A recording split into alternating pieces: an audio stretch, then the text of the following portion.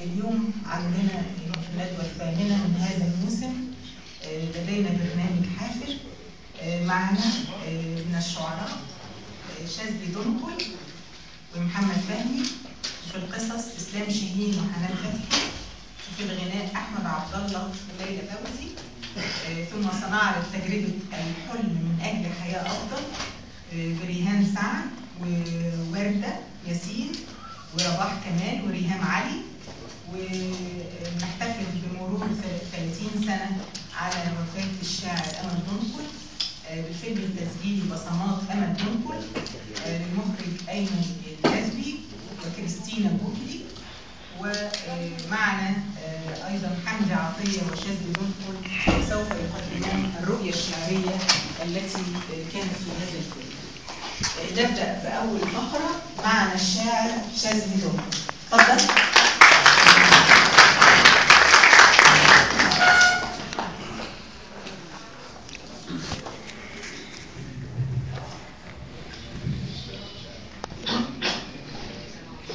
أحب أشكر الدكتورة عزة دعوتها الكريمة ليها، وأشكر السادة الحضور. هنبتدي بقصيدة اسمها خلينا بطل بكا. خلينا بطل بكا، قوليلي كيف أفرح، كواني طعم الشقة مش لاقي لي مطرح، غلبت لما الغلب غلبت من غلبي، جوه العيون أحزان وبكايا من قلبي، يوماتي حلمي يضيع فوق القضيب والبحر، بضحكة وحشاني تعبني طعم القهر.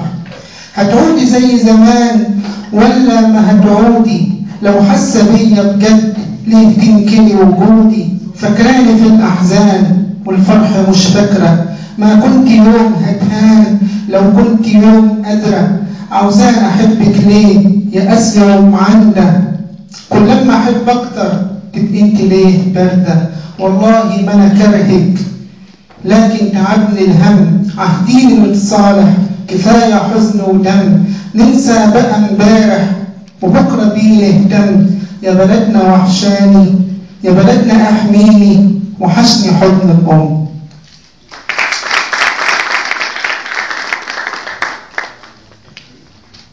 أنا في الحب مش قديس ولا انت إزيس، ولا الحب اللي كان بيني وبين قلبك فراغ ولا ضيش، فما تحاوليش تداري الحب جواكي وحزنك يمحي أشواقي، ده أنا ضيق ولا ضحكك لكن زيك حياتي مفيش. أنا القلب اللي تاه منك وتاه فيكي وتاه في الغربة حواليكي، ونفسه يعيش بدون ما يحس بالتهميش.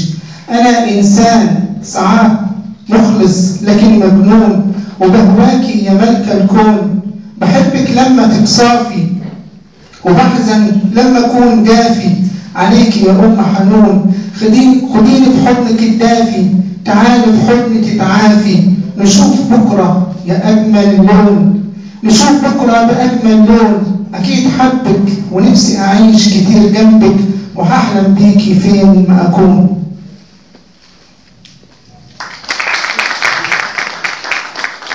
القصيدة اللي بعد كده اسمها يا قطر هدي وحن، دي كتبتها في حادثة قطر الصعيد بتاعت الأطفال الشهيرة.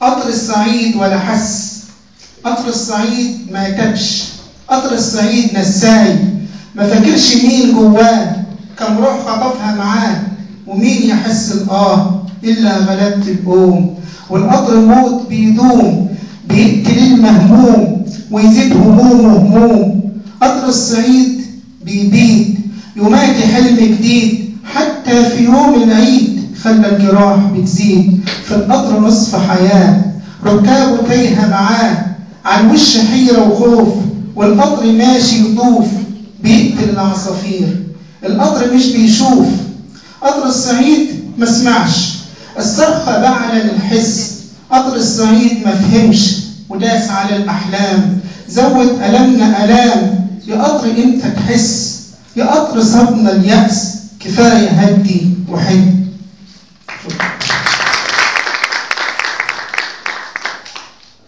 القصيدة الأخيرة جواب في عينيه. ما بتحبش تبان على حد ووش كسوف، ولما ببص في عيونها بكون ملهوف، وتتدارى عن الأنظار وأنا بلعب في وسط النار عشان طلة وأقول يلا وإيه يحصل لو اتحررت من خوفي. يقول لي القلب اتحرر وعيش العمر ده قصير، ألاقي خجلها بيهانع ورغم القلب كان سامع لكن تتقل، وأنا برضو أكيد ملهوف ومش هتقل. وهو الحب مستاهل ندار شعورنا بالساهل، ده روح بتطوف وبتحلي الحياة فينا ويتجدد أمل لينا، وتاني بيني بين نفسي يعاود نفس إحساسي، ألاقي عيونها بتلبي وتتحرر وما تخبي، يبان عن وشي إنه سعيد. يقول لي القلب كان بيزيد بأنفاسك، وكان يفرح كأنه وليد وشاف أمه، وكان مستني ضمة حب، وجوه القلب كان إحساس، وكان فرحة لكل الناس، وليك فرق وليك وحدك فرح مخصوص، وكان محبوس عشان قلبك ملاك والناس. وقلت أتقل في إحساسي أتاري القلب كان حبك، ساعتها عرفت إن التقل مش صنعة، وإن القلب لو حسك بيتحرك كده بسرعة. وسبت عيوني لعيونك وقلت وربي لأصونك، وهتصوني أكيد هتصون، وتسألني بحبك ليه ملاقي جواب، وأسأل تاني كام مرة بحبك ليه، ألاقي عيوني بتقولي الجواب في عينيه، ولسه القلب بيحبك بيت مفتون. شكرا.